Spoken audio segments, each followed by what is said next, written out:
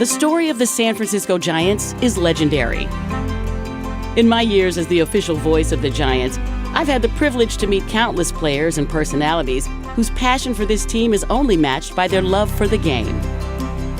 Their stories are intertwined within the fabric of this team's history. They are forever Giants.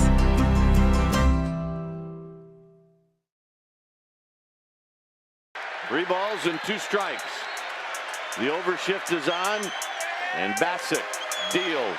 And Bonds hits one high. It's a deep. It is out of here. 756. Barry Bonds is widely considered to be one of the greatest baseball players of all time.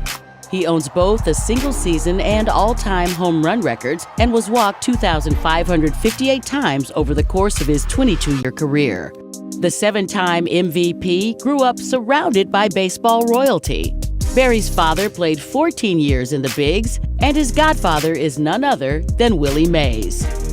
He followed in their footsteps by joining the San Francisco Giants in 1993, and there was nowhere in the world that Barry was more beloved.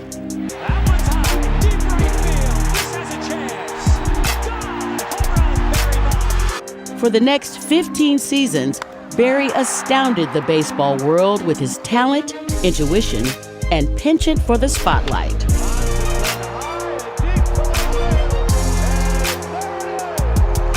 Now, as a special advisor for the Giants, his incredible story has brought him back to the city he has always called his home.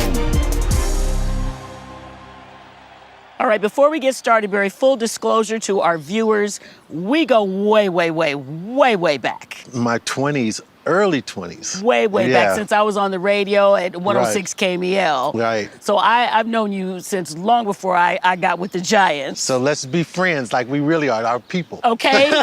This is real talk right here. For real. Yeah. This is really full circle for me here today, and there's so much to cover, but so little time. So you've had such a remarkable career. Let's just start at the very beginning, growing up in the Bay Area in San Carlos. And growing up, obviously, everybody knows your late father was a fantastic major leaguer, your godfather, Willie Mays. So talk a little bit about being a little boy growing up with major leaguers in your family and in your life like that. Well, when my dad's in, it was difficult because my dad's wanted you to be perfect. You know, my dad was always like, you would always never like do enough because I guess, you know, it's like when I have kids now too. So you have three kids. My dad was push. I went to that direction, like it drove me. Okay. You know, some people would go the other direction. Go the other direction. That's right. My brother went this way, I went this way. Okay. My sister went this way. Okay. And that made me want it. Willie was the type, when I was a little boy, the huggy, lovey one out there going, you're great, I love you, I'm this. So I have both sides between those two. Okay. But I grew up in a great community, you know? That's the key. I don't think my dad and Willie, yes, they were a huge part of it, don't get it. But as a kid, you have your friends. So if you wanted me to go back, I was grateful for Willie and my dad, but I was even probably more grateful for my friends. I grew up in an athletic community. I mean, all we did was play basketball, football, baseball, and every single one of my friends, that's all we did. And you excelled at all of those sports, but was baseball always your dream to follow in the footsteps of your dad and Willie? First. Really? No, it was just to ride my big wheel down the hill, skateboard. I played hockey. We used to ice skate every Friday. You know what I mean? At Belmont Ice Skating Ring. Wow. When I was a little kid, we used to cardboard slide down the hill, and I wanted to be like the #1 best cardboard slider. We used to rope swing off of cliffs, which crazy nowadays, but you had the downhill, and we used to tie ropes up on these trees and swing off and see how far we could swing and come back.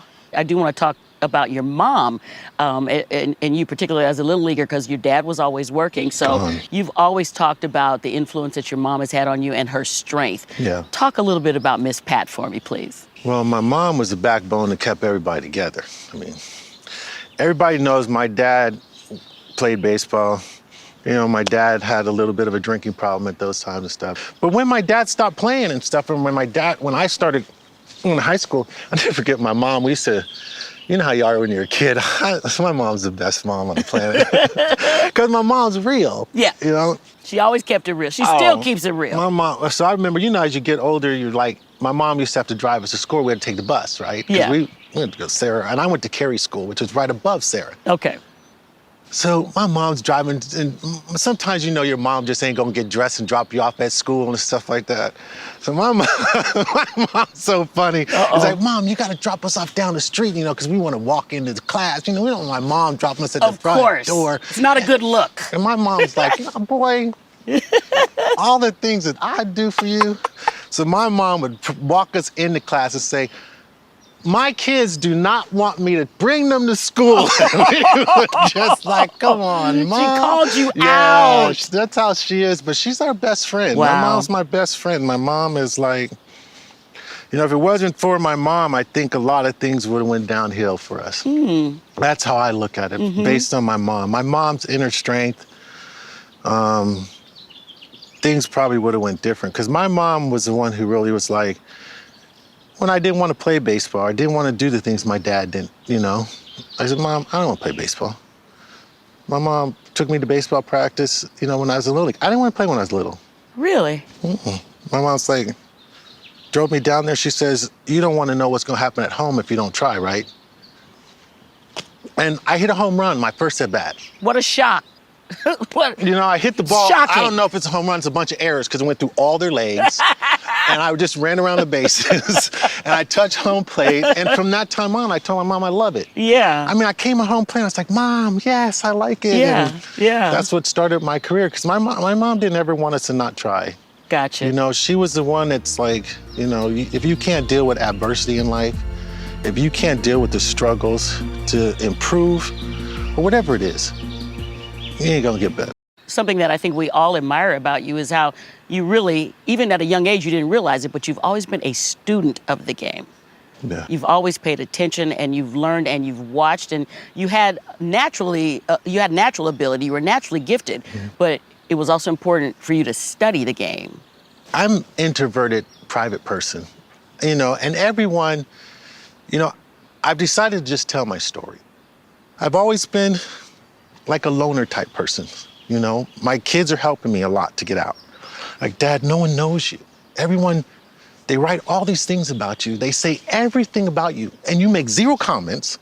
Now, I have an IQ in baseball that is literally off the chart. Off the charts. And I know that. I'm not gonna hide behind it anymore.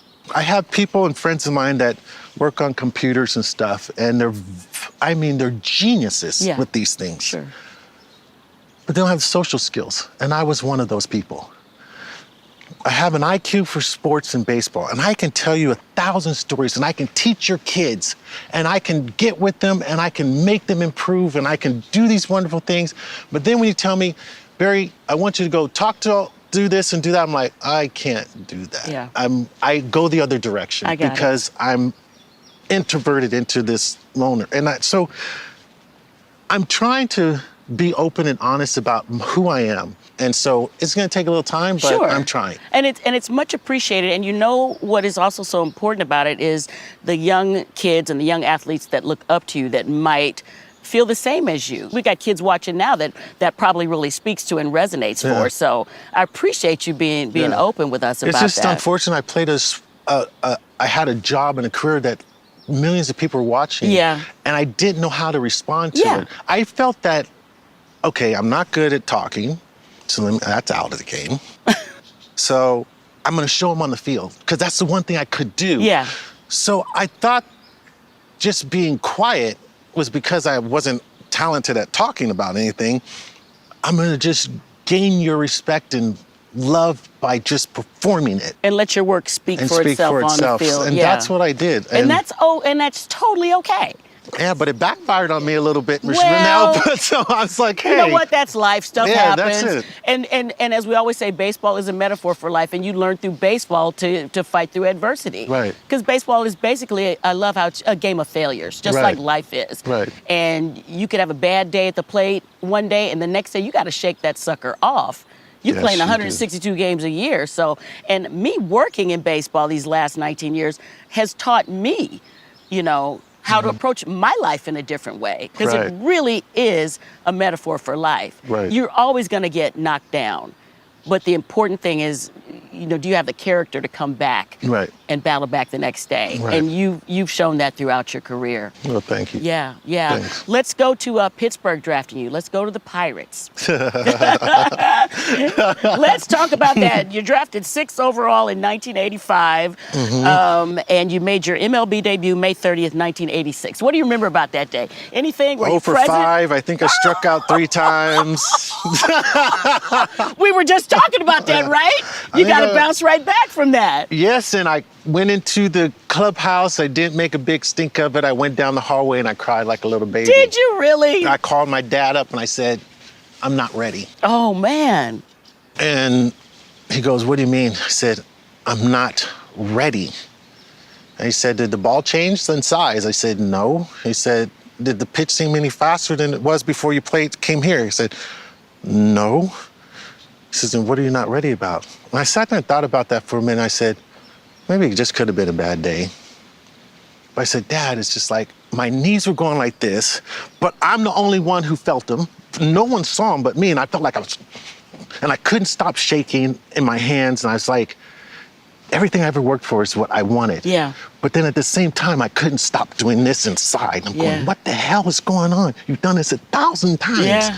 And then the second day, I went 3 for 4, See? and I got over it quick. This is what we're saying, right? It's exactly what I'm talking about.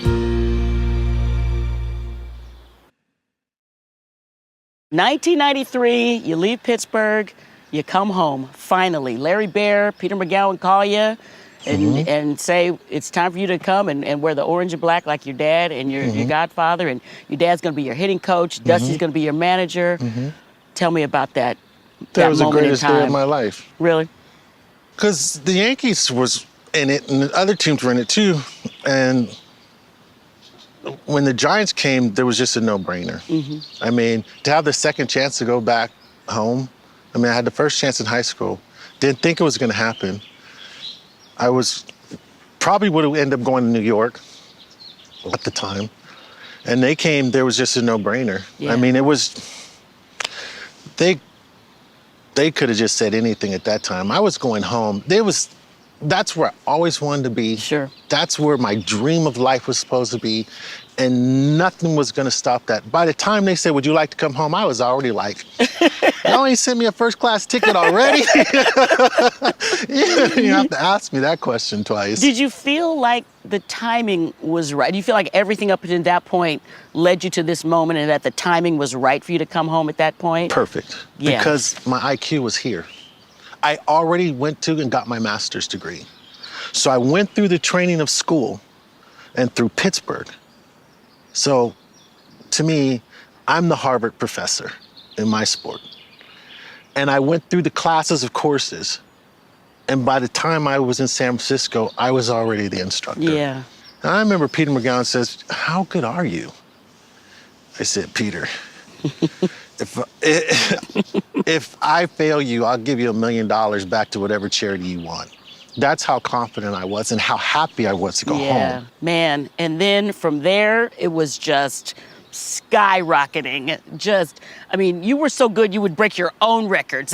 You're bad if you break your own records in addition to some MLB records. But let's go to 1996, which was your 40-40 season. You're the first National League player to do that. And then in the following year, you tied your dad for the most 30-30 seasons. What was that like? How did you and your dad share that moment in history together? What'd your dad say? Well, my dad was really happy. I mean, when my dad and I finally got together, because my dad and I relationship wasn't as close at the time until I came home. Okay. And when I came home, well, even when I was in college, it was building even better because my dad was my instructor, and my dad was a genius to hitting. You know, partied and did his own thing, but when it came to it, he had the vision. Everything that my father did was important to me to do. Everything that my godfather did was important for me to do. And it wasn't important for me to do it in a sense of that I need just to try, because I knew I had it. I knew I had the vision. I knew I had the talent. Just him to say I was a good baseball player. You know, like my godfather was everything to me. Like for him to sit there and say, just godson, being the, center fielder, greatest baseball player I've seen in my lifetime.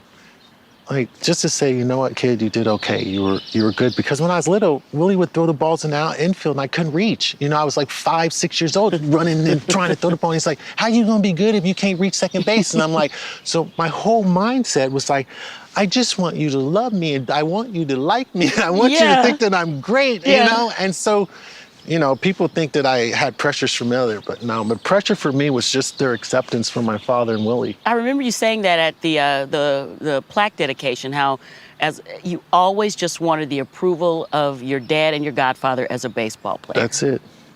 Nothing else ever mattered. And you got that. I got that. I knew I had, the fans were my fans. That was my family. I grew up in the Bay Area. Yeah. So entertaining them my pressure was to keep the family tradition alive. Keep the thrill for the family. Family business. Yep.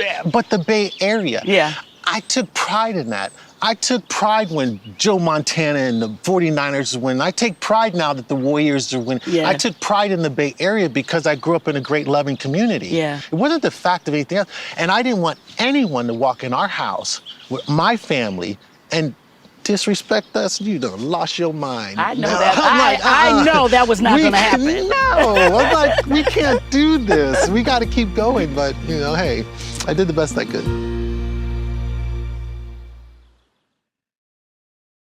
One of the things we as fans love is the fact that you always had a flair for the dramatic. A lot of your milestone home runs were, set on the big stage, including number 71 that season. And did you know when you hit it? When you would hit home runs, could you feel it instantly when you made that connection, or you're like, it's gone, right? Now my IQ's so high as I planned every home run at home. Every record home run is at home. I know. The only one that's not at home is 762, the last one. Yeah. But 500's at home, 600's at home, 660's at home, 61's at home, because these are my people. My entertainer. People. If you want to come see our house, you fly in, buy a ticket, come to our house, watch it, or you can see it on TV. But I did everything at home because that's the love, Renell. Let's talk about 2003, another remarkable home run you hit, the game after you had laid your dad to rest. Can you even tell me the emotion of that moment? Were you even present? Was it kind of out of body? I mean, what kind of emotion? Probably like that, yeah. Kind of like a whole bunch of all of that all up in one. Yeah. I ended up in the hospital after that, too. I had like an irregular heartbeat at that time. You were stressed out and you didn't pay attention to it. Listen to me just scolding you. It's weird because I was with my dad every day during his cancer. And I slept by him, bathed him, cleaned him up. I did the whole process, spent time and got a lot of things out me and my dad sat and talked about.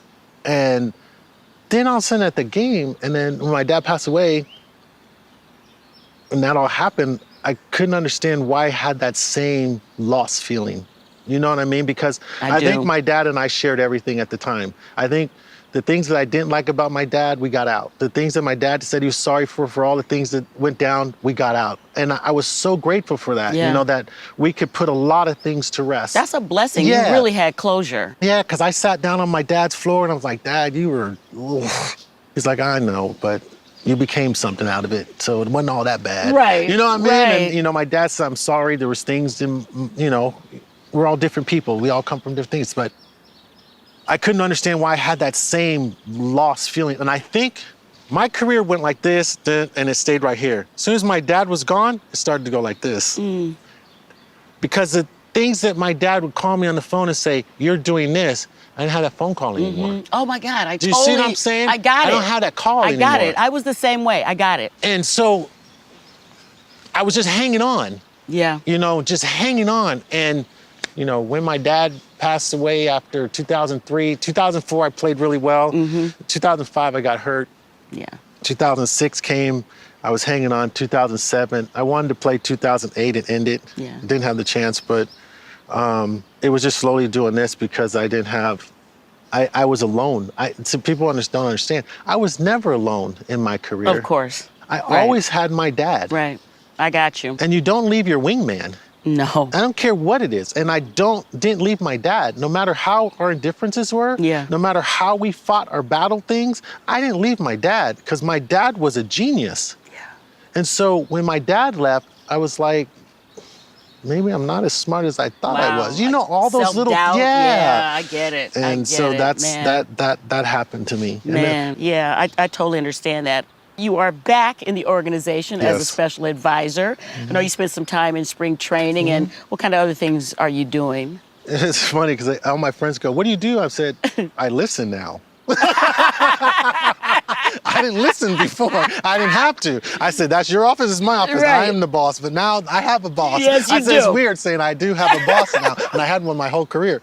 But I always get with the coaches so that we're always on the same page because, you know, you really don't want to teeter line that line because that's their job, that's their profession. You really don't want to do that. So Yeah. I really make it clear that, you know, if I'm going to do something, I work with the hitting coach and I sit there and say, okay, this is what I see. What do you see? And then we both process it. And then he goes and he'll tell him, or sometimes I'll sit down there and I'll say, if you just tweak this, you might get a little bit better if you just do this. But it's things that we've already talked about. I'm only here to help. If you have people with our kind of IQ, why wouldn't you want them there to help? Yeah. I mean, if I could go sit in Bill Gates' office, if I had that kind of intelligence, believe me, he would have a hard time getting rid of me. You know, and that's like my godfather. I stuck to my godfather. Right. He was the best. Why aren't you, you know, I only have this for so long. And I try to explain to these guys, eventually I'm not going to be able to see.